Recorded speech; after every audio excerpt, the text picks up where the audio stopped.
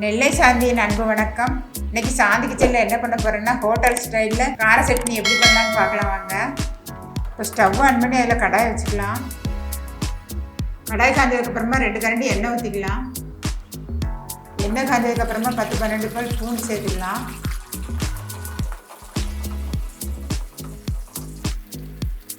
பூண்டு லைட்டாக சிவந்ததுக்கப்புறமா பெரிய வெங்காயம் 2 கட் பண்ணி வச்சுருக்கேன், அதை இது கூட சேர்க்குறேன். வெங்காயத்தை சேர்த்து நல்லா வதக்கிக்கலாம்.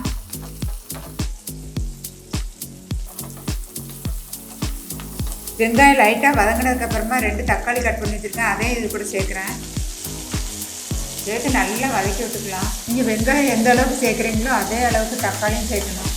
2 வெங்காயம்னா 2 தக்காளி சேர்க்கணும், அந்த அளவுக்கு சேர்த்துக்கோங்க. வெங்காயம் தக்காளி நல்லா வதங்குறதுக்கு கொஞ்சமாக உப்பு சேர்த்துக்கலாம்.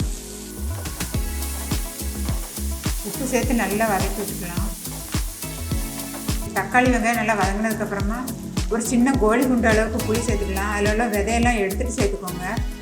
இது கூடவே 5-6 மிளகாய் வத்தல் சேர்த்துக்கோங்க. மிளகாய் வத்தல் சேர்த்ததுக்கப்புறமா நல்லா வதக்கி விட்டுக்கோங்க.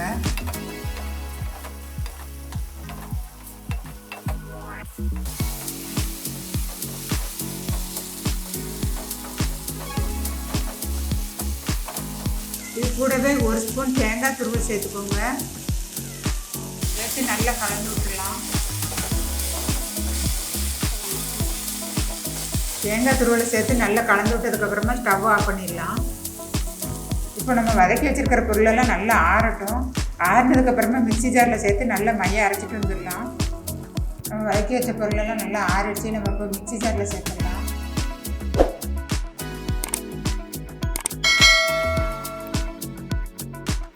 இப்போ மிக்ஸியில் அரைச்சிட்டு வந்துடலாம்.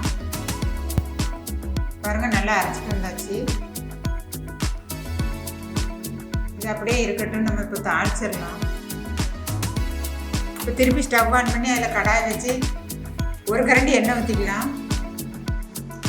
எண்ணெய் காய்ஞ்சதுக்கப்புறமா 1 ஸ்பூன் கடுகு போட்டுக்கலாம். கடுகு பொரிஞ்சதுக்கப்புறமா 1 ஸ்பூன் உளுந்தம்பருப்பு சேர்த்துக்கலாம். உளுந்தம்பருப்பு லைட்டாக செவந்ததுக்கப்புறமா கருவேப்பிலை சேர்த்துக்கலாம்.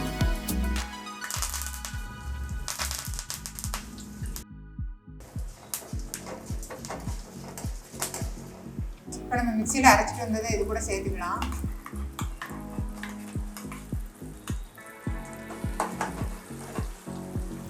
நம்ம அரைச்ச மிக்ஸி ஜாரில் கொஞ்சமாக தண்ணி சேர்த்து அலம்பி இது கூட சேர்த்துக்கலாம்.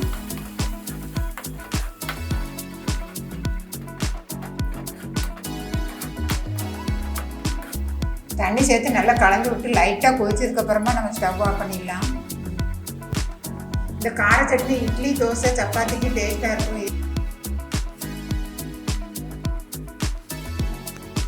அவ்வளோதாங்க, சூப்பர் டேஸ்ட்டில் கார சட்னி ரெடி ஆயிடுச்சு. இதே மாதிரி நீங்களும் செஞ்சு சாப்பிட்டு பார்த்து எப்படி இருக்குன்னு கமெண்ட்டில் சொல்லுங்கள். இந்த வீடியோ பிடிச்சிருந்தா லைக் பண்ணுங்கள், ஷேர் பண்ணுங்கள், சப்ஸ்கிரைப் பண்ணிடுங்க. கூடவே பெல் பட்டனை கிளிக் பண்ணிடுங்க. தேங்க்ஸ் ஃபார் வாட்சிங்.